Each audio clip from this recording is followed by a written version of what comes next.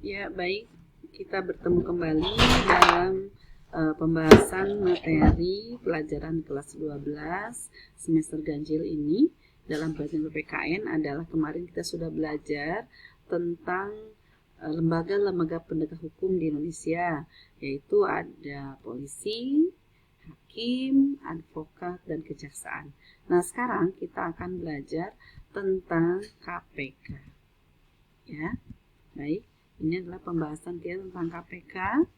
Apakah UKAP ya? Nah, KPK atau kepanjangannya adalah Komisi Pemberantas Korupsi di Indonesia, yaitu merupakan lembaga negara yang dalam melaksanakan tugas undang-undangnya bersifat independen. Independen maksudnya adalah bebas dari pengaruh manapun, mandiri sendiri, ya, tidak bisa dicampuri, tidak bisa didikte ya oleh kekuasaan manapun termasuk presiden. Dengan demikian KPK tidak bisa diintervensi oleh lembaga manapun, tidak bisa dirongrong ataupun ditentukan sikapnya. KPK dibentuk berdasarkan Undang-Undang Nomor 30 Tahun 2002 tentang KPK dengan tujuannya adalah untuk mengatasi, menanggulangi, dan memberantas tindak pidana korupsi. Ya, nah tentang KPK ini merupakan lembaga yang memang dihadirkan karena akibat penyakit masyarakat yang sudah sangat mendesak untuk diselesaikan. Ya, lembaga KPK ini dilahirkan di zaman Orde Baru karena banyaknya tindak pidana korupsi. Dalam kelanjutannya, korupsi ini yang merupakan salah satu penyakit yang justru menghancurkan Orde Baru itu berhasil untuk ditumbangkan. Ya, oleh karena itu di masa pemerintahan reformasi tugas KPK menjadi lebih lanjut lagi untuk ditingkatkan dalam rangka memberantas tindak pidana korupsi.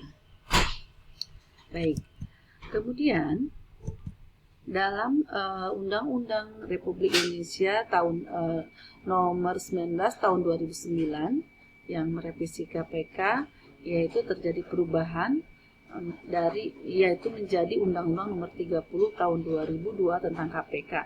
Terdapat hal-hal yang dirubah, yaitu pertama adalah berkaitan kedudukan KPK. Kedudukannya sebagai lembaga hukum berada pada cabang kekuasaan eksekutif atau pemerintahan. Sedangkan KPK adalah aparatur sipil negara yang tunduk pada peraturan perundang-undangan. Kemudian yang kedua adanya penyadapan harus mempunyai izin dari Dewan Pengawas KPK. Jadi tidak sembarangan orang untuk dia bisa menyadap. Kemudian yang ketiga, KPK harus bersinergi dengan lembaga penegak hukum lainnya sesuai dengan undang hukum acara pidana. Yang keempat adanya LHKPN, yaitu setiap instansi, kementerian, lembaga wajib menyelenggarakan pelaporan harta kekayaannya terhadap penyelenggara negara sebelum dan setelah berakhir masa jabatannya. Hal ini dilakukan dalam rangka meningkatkan kinerja KPK. Kemudian pengawasan KPK dalam menjalankan tugasnya diawasi oleh Dewan Pengawas KPK yang berjumlah 5 orang. Nah, kemudian penghentian KPK berwenang untuk menghentikan penyidikan dan penuntasan tindak pidana korupsi apabila penyidikan dan penuntutan tidak sesuai dalam jangka waktu paling lama 1 tahun.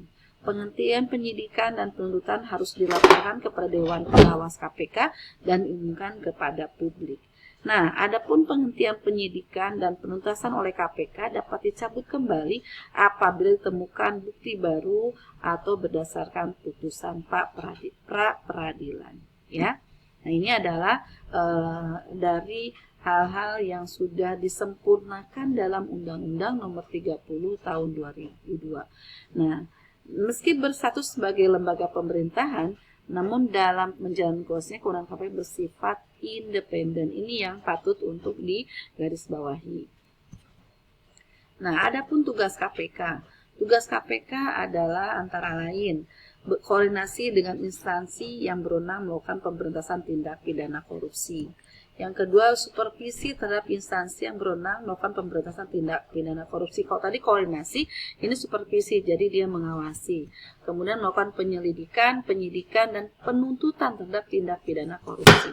Yang keempat, melakukan tindakan pencegahan terhadap tindak pidana korupsi. Nah, pencegahan ini ada di berbagai lini, di berbagai instansi, termasuk pendidikan. Oleh karena itu, KPK sendiri bekerjasama dengan pendidikan melalui mata pelajaran PPKN menyisipkan tentang KPK. Dan yang kelima adalah bukan monitor terhadap penyelenggaraan pemerintahan negara. Nah, itu adalah tugas-tugas KPK. Adapun dalam menjalankan tugasnya, yaitu berasaskan kepada satu kepastian hukum, yaitu mengutamakan adanya landasan peraturan perundang-undangan dalam menjalankan tugasnya. Kemudian adanya asas keterbukaan, membuka diri terhadap hak masyarakat memperoleh informasi mengenai kinerja KPK. Dan yang ketiga, adanya akuntabilitas, setiap kegiatan harus dapat dipertanggungjawabkan. Yang keempat, adanya kepentingan umum, mendahulukan kesejahteraan umum. Dan kelima adalah proporsionalitas, mengutamakan keseimbangan antara tugas, wewenang, dan tanggung jawab serta kewajiban KPK. Ya, ini adalah 5 asas yang dipegang teguh dari KPK dalam menjalankan tugas-tugasnya.